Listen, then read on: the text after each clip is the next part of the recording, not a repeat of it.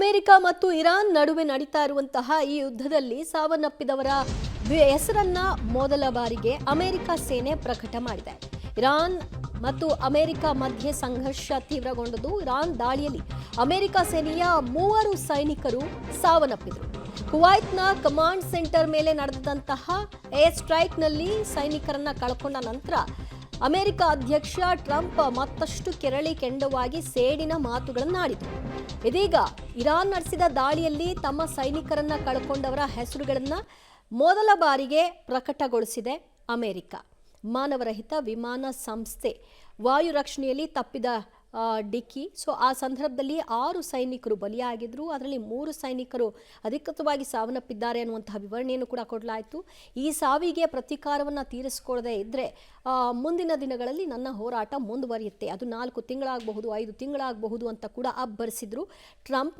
ಈಗ ತಮ್ಮ ಸೈನಿಕರು ಯಾರು ಹತರಾಗಿದ್ದಾರೆ, ದೇಶಕ್ಕಾಗಿ ಮಾಡಿದಂತಹ ಯೋಧನ ಕುರಿತಾಗಿ ಮಾಹಿತಿಯನ್ನು ಹಂಚಿಕೊಳ್ಳೋ ಮೂಲಕವಾಗಿ ಅಧಿಕೃತಗೊಳಿಸಿದೆ. ಆದರೆ ಇಲ್ಲಿವರೆಗೂ ಇರಾನ್ನಲ್ಲಿ ಯಾವ ರೀತಿಯಾಗಿ ದಾಳಿಗಳಾಗಿದೆ, ಅದರಿಂದ ಆಗಿರ್ತಕ್ಕಂಥ ನಷ್ಟ ಏನು, ಅದರ ಪ್ರಕಟಣೆಗಳೇನು, ಅವು ಯಾವೂ ಕೂಡ ರಿವೀಲ್ ಆಗಿಲ್ಲ.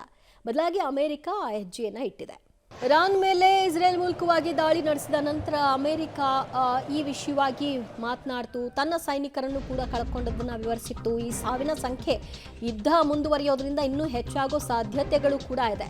ಇನ್ನು 40ಕ್ಕೂ ಹೆಚ್ಚು ಕ್ಷಿಪಣಿಗಳಿಂದ ಇರಾನ್ ದಾಳಿಯನ್ನ ಮುಂದುವರಿಸಿದೆ. ಜನವಸತಿ ಪ್ರದೇಶವನ್ನೇ ಟಾರ್ಗೆಟ್ ಮಾಡಿ ಕ್ಷಿಪಣಿ ದಾಳಿಯನ್ನ ನಡೆಸಲಾಗ್ತಾ ಇದೆ ಇರಾನ್ನ ಕಡೆಯಿಂದ. 17ನೇ ಹಂತದ ಆಪರೇಷನ್ನ ಇರಾನ್ ಕಡೆಯಿಂದ ಮುಂದುವರೆದಿದೆ. ಇರಾನ್ನ 40 ಕ್ಷಿಪಣಿಗಳನ್ನ ಇದಕ್ಕಾಗಿ ಬಳಕೆ ಮಾಡಿದ್ದಾರೆ. ಇರಾನ್ನ 40 ಕ್ಷಿಪಣಿಗಳನ್ನ ಹೊಡೆದುಳಿಸಿರುವಂತಹ ಇಸ್ರೇಲ್ ಪಡೆ. ಕ್ಷಿಪಣಿಗಳು ಒಂದೊಂದಾಗಿ ತೂರಿ ಬಂದಾಗ ಡಿಫೆನ್ಸ್ ಸಿಸ್ಟಮ್ ಎಲ್ಲವನ್ನು ಕೂಡ ನಾಶಪಡಿಸುವಂತಹ, ಡಿಸ್ಟ್ರಾಯ್ ಮಾಡುವಂತಹ ಕೆಲಸವನ್ನ ಮಾಡಿದೆ. ಅದರಲ್ಲಿ ಕೆಲವೊಂದಷ್ಟು ಅಟ್ಯಾಕ್ ಆಗಿದೆ. ಮತ್ತಷ್ಟು ಮಾಹಿತಿ ಕೊಡ್ತಾರೆ ನಮ್ಮ ಪ್ರತಿನಿಧಿ ಶಬ್ಬೀರ್. 40 ಕ್ಷಿಪಣಿಗಳನ್ನ ಹಾರಿಸಿದೆ ಇರಾನ್, ಹೌದು, ಆದರೆ ಇಸ್ರೇಲ್ ಇದನ್ನ ತಡೆಯುವಲ್ಲಿ ಎಷ್ಟು ಶಕ್ತವಾಗಿದೆ?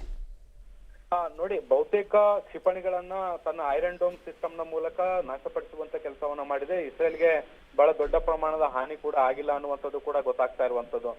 ಹಂತವಾಗಿ ದಾಳಿ ನಡೆಸುವಂತ ಕೆಲಸವನ್ನ ಇರಾನ್ ಮಾಡ್ತಾ ಇರುವಂತದ್ದು. ಸಾಧ್ಯವಾದಷ್ಟು ಹೆಚ್ಚು ಹಾನಿಯನ್ನ ಮಾಡಬೇಕು ಅನ್ನುವಂತ ನಿಟ್ಟಿನಲ್ಲಿ ಮುಖ್ಯವಾಗಿ ಜೆರುಸಲೆಂ ಮತ್ತೆ ಟೆಲ್ ಅವೀವ್‌ದಲ್ಲಿರುವಂತಹ ಸರ್ಕಾರಿ ಕಟ್ಟಡಗಳು ಮತ್ತು ಸೇನಾ ಪ್ರದೇಶಗಳನ್ನ ಗುರಿಯಾಗಿಸಿಕೊಂಡು ಇಸ್ರೇಲ್ ನಿರಂತರವಾಗಿ ದಾಳಿಯನ್ನ ಮಾಡ್ತಾ ಇದೆ.